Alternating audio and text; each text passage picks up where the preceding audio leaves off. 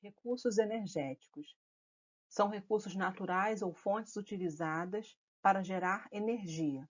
Esses recursos têm um papel relevante no mercado mundial.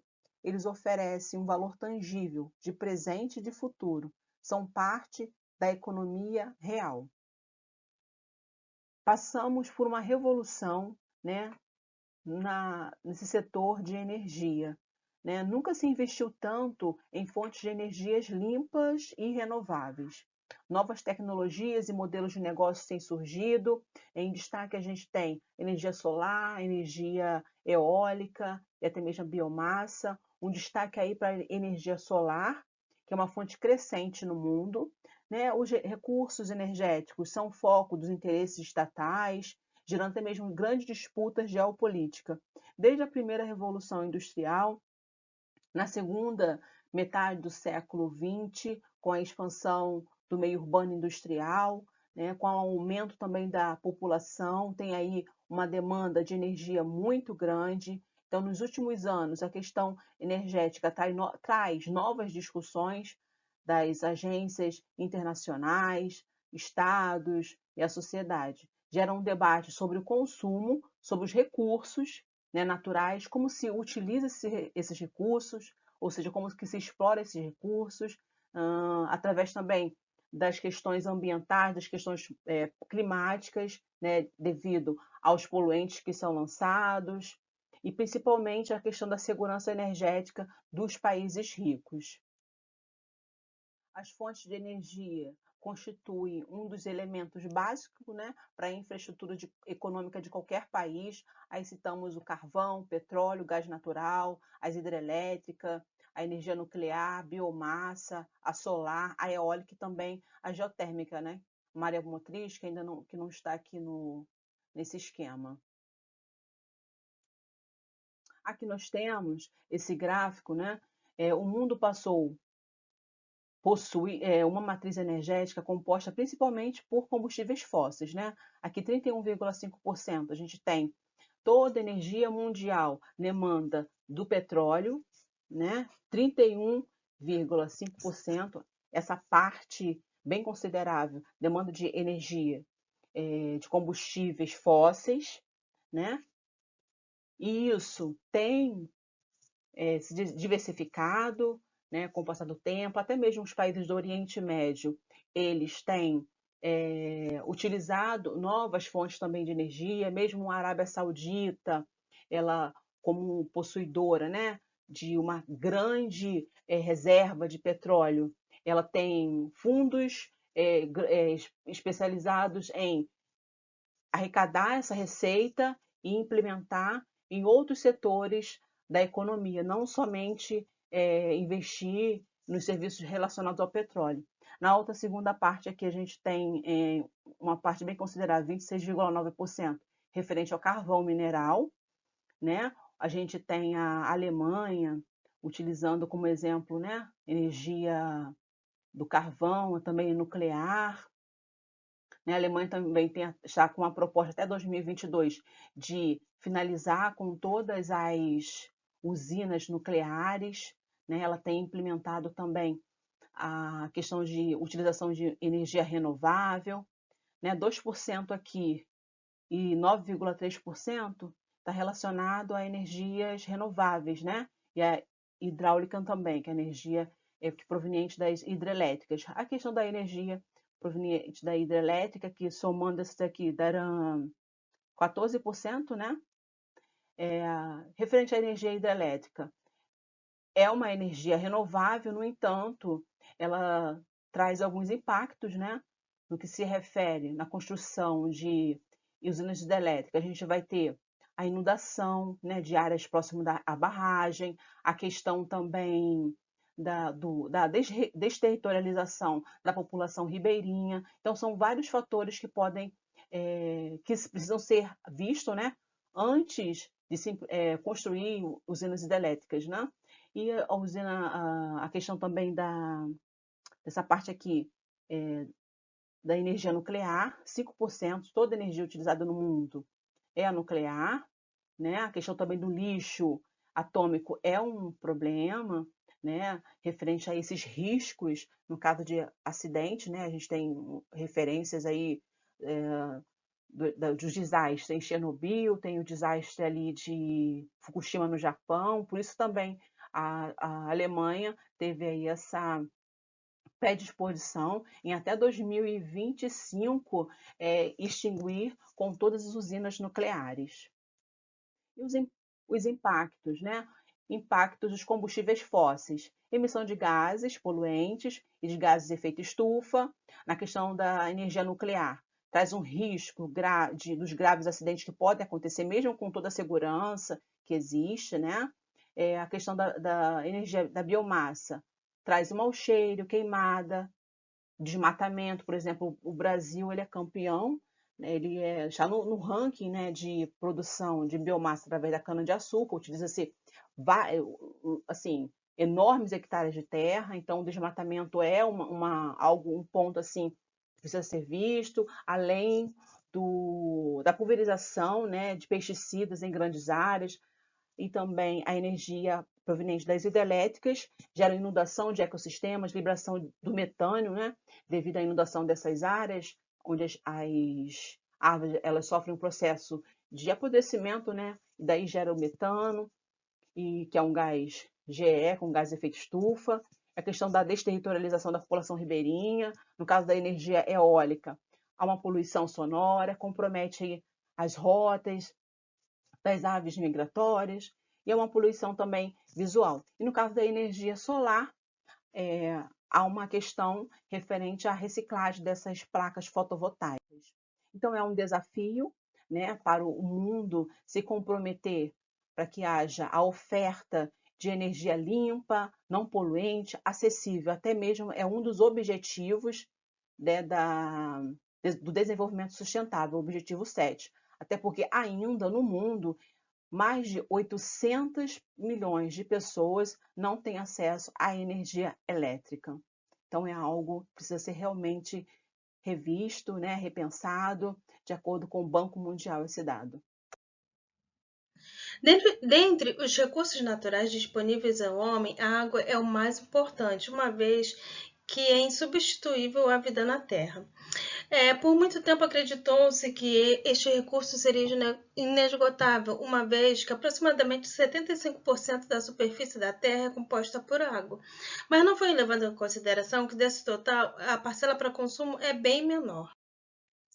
A água, ela como um bem jurídico, econômico e social, ela deve ser um bem de uso comum e deve ter proteção jurídica para que todas as pessoas tenham a garantia de ter uma água de qualidade, uma água pura e saudável. A partir do Código das Águas entra em vigor o Decreto número 13, de 15 de janeiro de 1935, que organizou os registros de aproveitamento de energia hidráulica. Em 1939 foi criado o Conselho Nacional de Águas, pelo Decreto número 1699. Então, observa-se que as águas começam a ser percebidas como um elemento básico do desenvolvimento econômico, fundamental para a industrialização. Já a Constituição da República Federativa do Brasil de 1988 foi um marco na proteção ambiental, onde garantiu um ambiente ecologicamente equilibrado através da sua legislação. No que se refere às competências legislativas, o artigo 22 da Constituição Federal de 88 delegou à União a competência para legislar sobre as águas e energia. Entende-se que a crise da água no século XXI é além da escassez, a ausência e a ineficiência do seu gerenciamento. Ao analisar a questão sobre o prisma da qualidade, observa-se que a água ela não está sendo bem gerenciada. Então, pode-se enfrentar uma grande crise de água no futuro. Hoje em dia, percebe-se vários desafios em relação ao desenvolvimento, à preservação e à conservação. No Brasil e em diversos países do mundo, os rios são as principais fontes de captação e abastecimento da água. Porém, os rios têm sido crescentemente degradados pelo mau uso, né? Pela ação antrópica ao lançar dejetos de efluentes domésticos, hospitalares e industriais de maneira indiscriminada. contaminada, resultando na sua poluição. Então, portanto, faz-se necessário a implementação de uma gestão compartilhada entre os estados, nacional e internacional, para que haja o combate à poluição hídrica e para que haja a garantia da segurança hídrica para que todos tenham acesso à água de qualidade.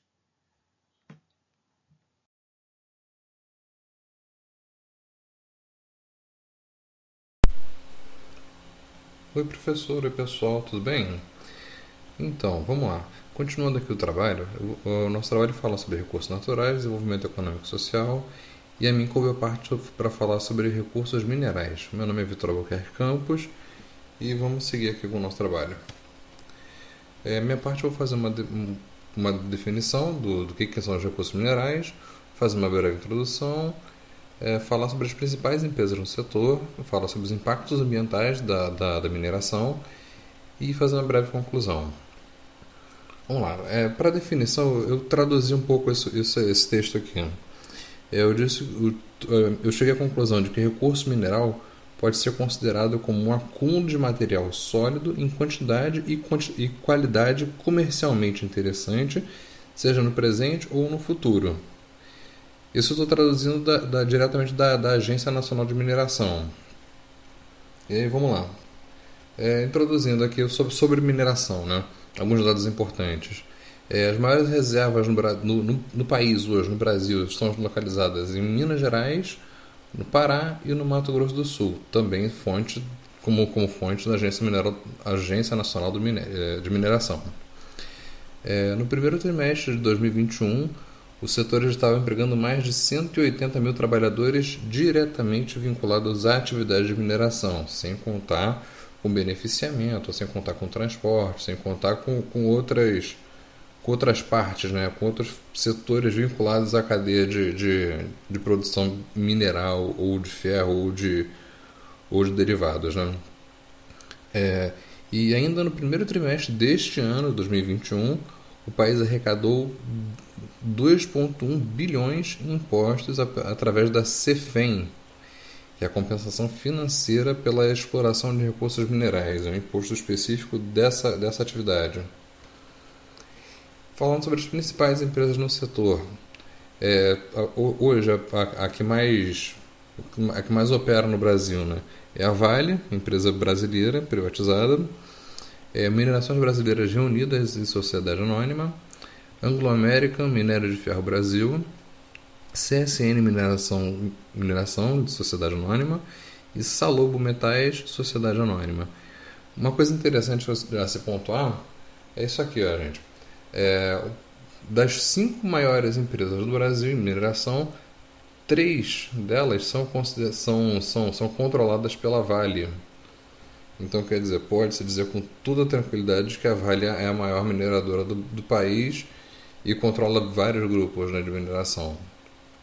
Então, seguindo aqui, quais são os impactos ambientais da atividade de mineração de fato, né, das operações de mineração? A perda de cobertura vegetal, por conta das grandes áreas que eles fazem, tanto a parte de extração mineral, quanto a parte daquelas represas, né, de rejeito, das barragens, né, de rejeitos, o uso excessivo de água, por conta principalmente das barragens em si, e por conta da atividade de mineração para poder fazer as escavações, o passivo ambiental provocado pelos rejeitos em si, que é o grande espaço físico e mais o rejeito de minério de ferro e minérios de exploração, né, mineral, a supressão ou desvio de corpos hídricos, que nessas atividades de escavação pode acontecer várias supressões, né, tanto de lençol freático quanto de rios mesmo, de córregos superficiais, e a emissão de poeiras e gases de minério. Claro que não está só limitado a isso, tem alguns outros, mas esses são os principais, né?